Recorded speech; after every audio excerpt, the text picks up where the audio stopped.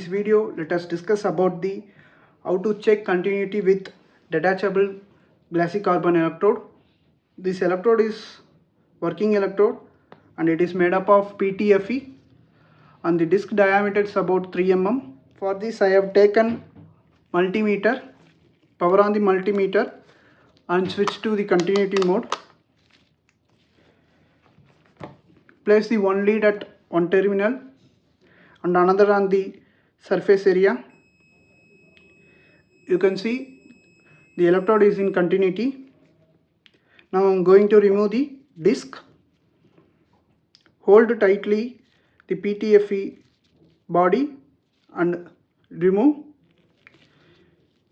You can see the disc is separated with the body. Now if you want to replace a new one or replace the same like this, you need to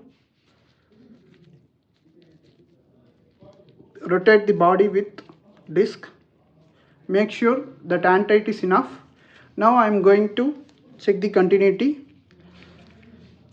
Same thing, place the lead on one end and place another lead on glassy carbon surface area. Thank you.